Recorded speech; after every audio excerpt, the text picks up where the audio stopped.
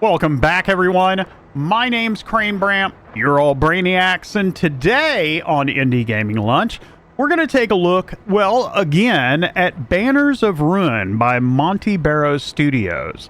Now, it's a roguelike tactical combat deck builder. It's got some interesting ideas and mechanics, especially around meta progression. Now, we first looked at this back in 2021 when it first came out, but it's had a ton of updates, as well as some DLCs released. So we're going to jump right in, play a little bit, and you can decide if this is something that you'd like to check out. As always, the game's Steam page is linked in the description. Before we get started, I'd appreciate a like and subscribe. Always helps the channel out, man. Regardless, kick back. We're going to have a little bit of fun today. So talking about meta progression, there are some unlocks, and the way that the system works, in fact, let me just pull up their help. Every time you finish a run, win or lose, you'll be awarded XP. That also includes the characters that you're playing. The further you get in the run and the more opponents you defeat, the more XP you'll be awarded. This XP increases your level. At every level, a new gameplay feature or character race is unlocked. Additionally, every time you level up a character during your run, you gain XP specific to that character's race. This XP increases that race's tier. At every tier, you'll unlock a new talent or passive for that race, spawning in future runs. So it's really kind of an interesting system. You can tell that I've been using the bear a lot. So he is basically maxed out. Every race has a racial ability. His is remove all stacks of bleeding, cripple, poison, and fatigue, I think this is, and gain 3 armor per stack removed. He's basically your tank of the party. He tanks everything up, and then he gets rid of it. You can see all of his cards here that I've unlocked. What happens when you unlock one of these slots? You get a choice of 3 cards. They're talents. They're specific to your race. And then there are skills that are specific to, like, characters. And then you get passive abilities, and you'll get a chance to choose between different ones for it. And I've got his passive abilities up. You can already see them here. And then the mouse is the next closest one I've got. It's like level 5, tier 5. And you can tell that I've unlocked a couple of cards. I've unlocked a couple of passives and have plenty of other stuff to unlock. And then there's the weasel. Has spawn 3 concealed blades in your hand. There is the wolf racial ability. This character may play another character's wielded card. So you also get these cards that are specific to characters. The wolf can play any of those cards, which is pretty good because late game you end up stuck with a bunch of stuff. So the hare, I haven't unlocked him to start developing him yet, but he's recruitable for me to take as a party and then take through on runs and learn experience with him. Same thing for the beaver. Racial ability, build a barricade on the front rank, absorbing defense damage from lane targeted attacks. Pretty cool little ability. Alright, so to start a run, we're just going to say new run. With the new DLC, they introduced these characters called heroes. So you have the base game, which is the races that I just showed you, and then you have heroes, and they also have unlocks. I didn't show that to you on the unlock page, but they also have it. So you've got the Powder Master. You can read their descriptions on the bottom. You have Moonstone, which is like a bard, and you have Iris, which is this new character that summons spirits to help you in combat. Here's the thing. When you start with a hero, they're considered strong enough that they play on their own until you manage to recruit somebody as you're running the campaign. So you need to be aware of that. The only one that's different, I think, is Moonstone, and you can start with up to 3 party members with her simply because she's so weak in regular combat. She's mainly a support character. That's what a bard is. What we're going to do is we're going to start with the standard base game run. Just to let you know, these are roguelike runs. It is probably a good chance that the first run we make, probably any run we make, however many I make this episode, we won't finish any of them. It's we might luck up and get a really good run. All right, so when you enter the campaign, every time what you're doing is you're progressing down this, basically a city street inside this city, and you're trying to get to the end to confront someone, do some justice. There's a vengeance story. I don't want to spoil it for you. Anyway, you'll have 3 choices. Sometimes the lanes are blocked, but you get one of these. So to start off, you always get like a boon. So I could get high spirits, which gives me this. I could get doggedness, so that I start my next combat with high armor. Or I could do a Blackfoot stash, which I can unload like cards that I've got in my inventory that I don't want. We're going to do high spirits because that's really the best choice. I was hoping sometimes you get loot and get weapons and armor, and that's a good one. But anyway, so the tunnel walls, you'll see right here that it's got like a wall card right here. These are unplayable. When these come up, they force you into another one. Because the main story has this little vengeance thing. Basically, we're sneaking through a forgotten tunnel into the city and meeting an informant to get us into the city. There's this little stuff. We're going to go into the forgotten tunnel, and there's going to be like an intro combat to introduce you to it. All right, so you've got 2 characters. Each one of them has 2 abilities. One's called stamina. That's what you use to play cards. The other one is called will. So for example, my bear has 3 stamina and 1 will. They all start with 1 will. Will is to activate your special ability. You can do that. Your stamina regens at the end of every turn. Your will regens at the end of combat. All right, so we're going to go on and select him first. So you can also hover over the characters to see who they're going to attack. Both of these are going to attack the bear, so I'm going to use withdraw. Apply 5 armor to a party member and move and swap them to another position. What's going to happen is both of these guys are going to have to forfeit their attack. So I'm going to move him, and it's going to come up evaded over their head. So, all right, we got 2 left. Nobody's getting attacked. Let's do bleeding on the guy with the most health. Then we'll kick him to the back, and I'll add me some more armor, and that's the end of it, even though he's got stamina left. As you can see, evaded. Also, when I kick this guy back, he lost his attack.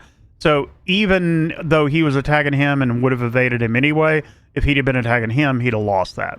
All right, so hatchet, every character also wields a weapon, and that weapon gets 1 attack card that does a special ability. His right now is a long sword. He can attack everybody in a rank in a long sweeping strike. This is the hatchet. 8 damage. If this breaks the target's armor, gain 2 charge. So charge is like extra damage. If I have 10 charge and I attack somebody, it does plus 10 damage, and then it counts down 1 to 9 for the next attack.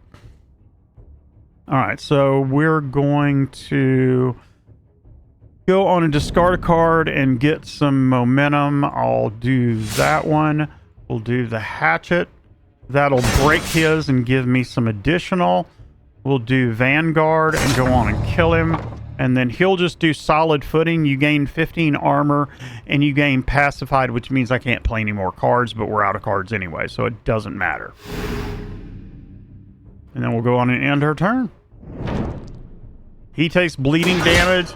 He attacks the mouse. The mouse's armor soaks it. It won't soak abilities that cause bleeding damage or anything else, but it does take care of incoming damage. We can kill this dude. Strike does 5 damage, so I'm just gonna... Actually, I'll show you round shield. So you also have armor and shield spots. He has this small round shield. You get a card for it, just like you do your weapons. So his round shield gives him 10 and then spawns another card called Take Cover. And Take Cover applies 5 armor to an ally. So you get 2 cards out of that. So I just wanted to show you that. We're going to kill him anyway. That's 5. Oh, yeah. And 5. All right. So at the end of a victory, you get florins cards and maybe something else like equipment or something, but you always get florins, which is coins that you use to buy things, and you get a card. So we're going to pick the card. That's pretty expensive, and we haven't upped our stamina yet. Let's get Rush, because when he has charge, so this does 3 attacks that deal 1 damage. And if your charge is really high, then this will do a bunch of damage because it does 3 attacks. So, it seems to be the best choice for now. Alright, we're going to go meet our informant.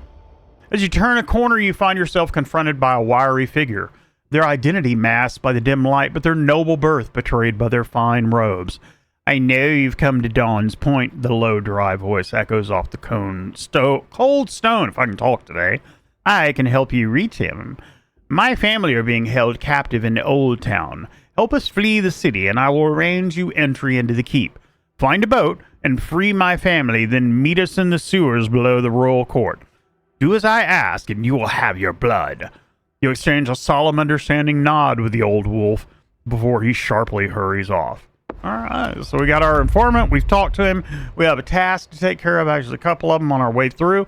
So now we are officially in the outer districts, and we start a run for this bar right here. And then you have another run for this bar right here, and this is a boss fight. So we have 3. They're all combat. We'll just select one. It really doesn't matter. Sometimes it'll have pictures on the front of the card, and that'll correspond to what's in there, but not always. Let's see here. He's got 3. Let's go on and do Vanguard. And then Solid Footing. Who are these guys attacking? Alright, that's fine. We'll go on and kick him back so that he loses his attack on him.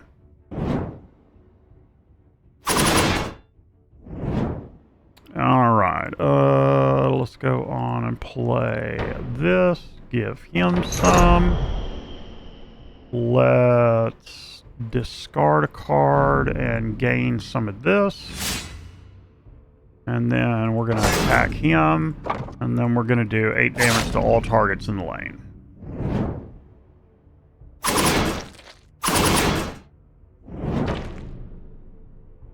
I don't think it matters who we deal this to. I usually use Sharpened Steel because it applies bleeding on the person with the most hit points, but it's going to kill either one of them, so we'll do that.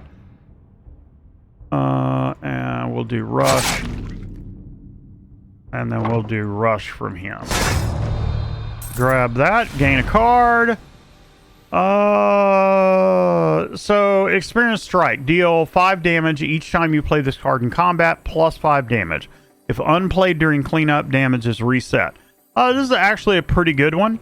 If active characters in front rank deal weapon damage, in back rank apply 5 charge to an ally in front. Actually, we'll take... Yeah, we'll take that right there.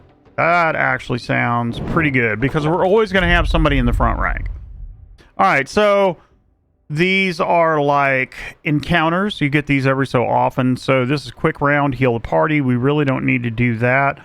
Select a card, move it to this lane, +1 to its counter, decoy, or on expiring spawns drunken guards. Okay, so let's do decoy. We'll take out quick round.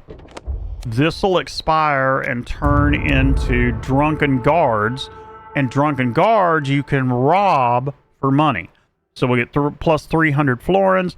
We have a heavy patrol, which we don't want to mess with. That is elite combat. And Blackfoot agents, which allows you to discard a random card.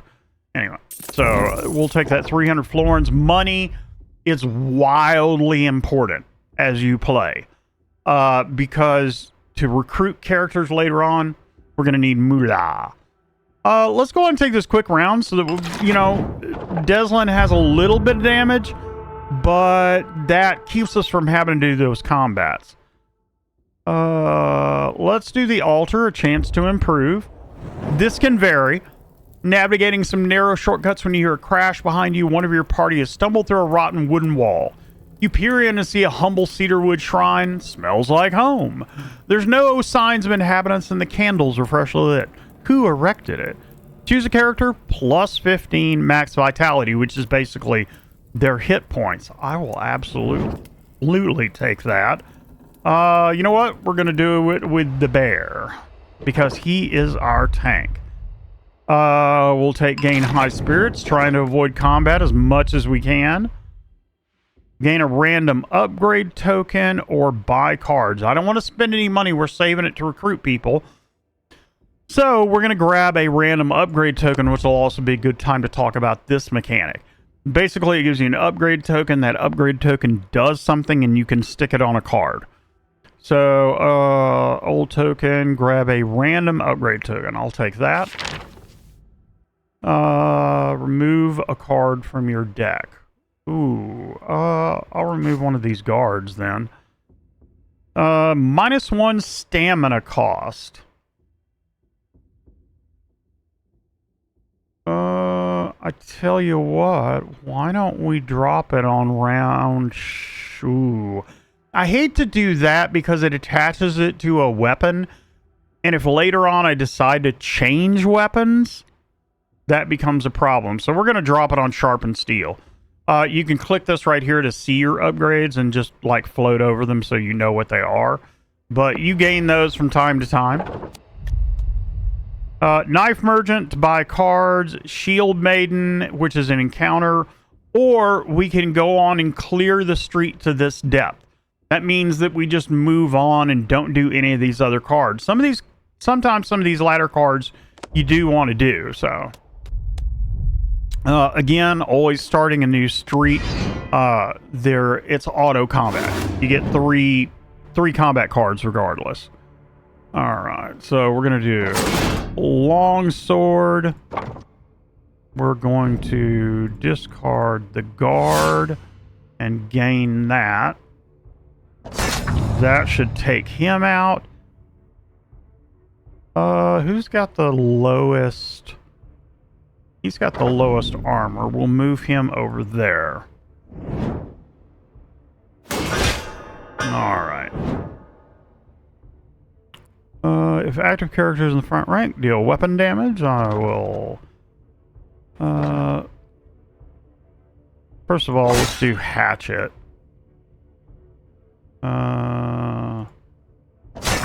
Do that. That kills him. And then I can't play that. That's not for my character. And then that'll be it. Got a little bit of bleeding damage. Eslin took 1 point, but nothing major. Let's see here. I don't know. No, we can't kill him. That's fine. We'll just go on and stack up some armor on Deslin. He's got enough that he should be able to soak anything. And we'll just do a rush. It really doesn't matter what we do. And then gain another card. If we're dual wielding, attack twice. Draw 3 cards, gain 4 winded. That basically makes it to where you don't play the next round. I'll take Pierce then. That'll probably be the only good choice out of those 3. So both of our characters have leveled up. We'll go on and select Dezen. We get 2 choices. We can upgrade their stamina or their will. Right now, it's all about playing cards. So stamina for now. Pick 1 card from your hand to discard. We're going to take Outnumbered. Deal weapon damage if opponent has no allies on rank. Deal weapon damage twice more. Alright, and then we'll go on and go over to the bear. He will take stamina also. Apply 2 stacks of Overwhelmed and gain 4 charge for 0. Ruin a card. Really don't want to ruin a card. Ruining a card during the campaign is permanent, but temporary within combat. It's going to ruin some card that's going to be like that for the whole campaign. We're just going to take this. Overwhelmed is pretty good. It makes them take extra damage. Random upgrade token. 100 experience. Or take 5. I guess we'll take... So when that expires, it's going to take 5 damage. If I pick that, the hidden gem goes away for our random upgrade token. So I'm good with the 5 damage. What do we got? +1 stamina cost, but draw 3 cards. Do I have anything that's 0? I do. We'll put that on roar. That way it's only 1 point. Fortune teller, gain cards. Yeah, we'll take that. The cards aren't the same anymore. The mouse murmurs as you walk past. She draws an exquisite card from the top of the deck, showing a great tree ablaze with a topaz flame. The burning tree is forever drawn now. She returns the card to the deck, cycling through them slowly. I can read your path, friend, but I know that many forks in the road have burnt away like the branches of your precious tree. Walk the withered road and gain a random card. We'll take a random card. Now, flashback. Now, flashback, if I remember right, is specific to, like, one of the races. So, I'm not really sure if we're even going to be able to play that. Here's the boat merchant with our informant task. You approach the merchant, who stares through you with glassy blind eyes. Greetings, what can an old fisher do you for? You explain that you need a boat sent to the northern sewers, no questions asked. I don't like the sounds of what you're up to, but the less I knows, the better. 150 florins and you'll have your boat. That don't suit you, I got other stuff to trade. Arrange the boat to be sent to the Royal Guard. There we go. Spent our 150, but we did our thing. So, Sage, modify your deck. Quick thinking. We'll level up. Heck yeah. Some guards approach. You need to act quickly. What do you counsel? We're going to take our tank. I think our tank, with their advice, you narrowly avoid an open combat. They seem proud of their achievement, acknowledging their quick wits. A level up. Alright, we'll go on and take that for the tank, man. We're going to do probably 1 more stamina with him. What do we got for passives? All bleeding is converted to poison. No thanks. Whenever this character discards, they gain a restoration. Whenever this character gains armor, +5 armor. Yeah, for our tank. Clear street or modify your deck. Let's check out modify the deck. You approach the ancient figure who looks older than the knotted wooden walking stick he leans on. Some florins for a wise fellow, he croaks in a slow, faint voice. Gain a skill, remove a card, reroll a talent. We only have 488 florin. I'm good. We do need to save some for freaking recruitment. So, crossroads, clear the street. Tavern. Go get somebody to join our party. Hare or more mice? Let's take a look at the hare. Battle axe, 9 damage if opponent intends to attack this character. 1/4 to adjacent opponents on rank. Buckler. Throwing daggers. Not bad. Halberd. Okay. I think I definitely want the hare. So we're going to take the hare for 450. That taps us out. We have a brand new member to our party. This is actually turning out to be a pretty good run. Safe house, so we'll go into the hideout. And then it's the boss fight. And this is always a tough one. This is why I'm glad we have another character. Alright, so we immediately all take poison damage. And these are barricades. They have to be taken out before anybody can be attacked. I have to attack, like, this barricade has to be cleared before I can attack Spitter, and so on and so forth. Let's do Roar. We'll do that. We'll do Sharpen Steel. A regular strike. A pierce to his vitality. Alright, so who's attacking who? He needs armor. So let's do round shield. Give him some cover.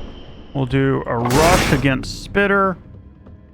We'll guard ourselves And then this is a bad skill. I can't use it with any of my characters. I would have to swap that out. So it's just a dead card at the moment.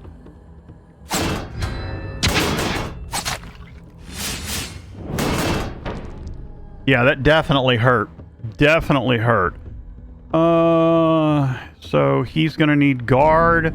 We're going to go on and put footing on him. I don't want to discard because if I discard, I lose my strikes. So we're going to go on and do that and just end our turn.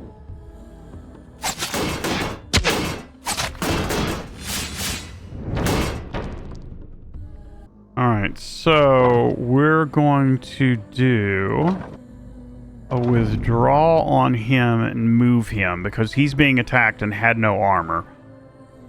He's going to do a longsword swipe on him, which does it to the entire party. We'll do 5 damage there, and we'll do weapon damage and then end our turn. Kick wouldn't have helped anyway. Can't do kick on the barricades. And yeah, this is not turning out good. We are getting our butt kicked. So let's do battle axe. We're just not drawing any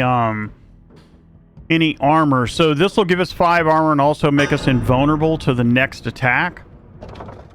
Let's go on and do you. Do hatchet. And the throwing daggers can't be used by him, so end the turn and see if we can actually survive this. Nope, one of them's down. 2 of them down. It's a brutal game, man. I will say that. All right, so let's do sharpened steel, longsword to the entire rank, and I don't think. Nope, I can't use any of those cards. None of those are for the bear. Oh, man, that was a rough run. That's how quickly it can change. Like I said, I thought we were doing good, and then we got to the boss and just could not pull any armor cards. All right, guys, that'll wrap it up today for Indie Gaming Lunch. I wasn't really sure whether this was going to be a couple of quick ones or a longer one. It ended up being a longer one. We actually managed to make it all the way to the boss, and then could not seem to draw a single armor card to help us out. But that's the way it goes with a roguelike sometimes. So anyway, I appreciate you guys showing up, hanging out for lunch with me. If you wouldn't mind a like and subscribe, I'd appreciate it. I will see you guys back next time on Indie Gaming Lunch, where we'll be playing some games for lunch again. Peace out.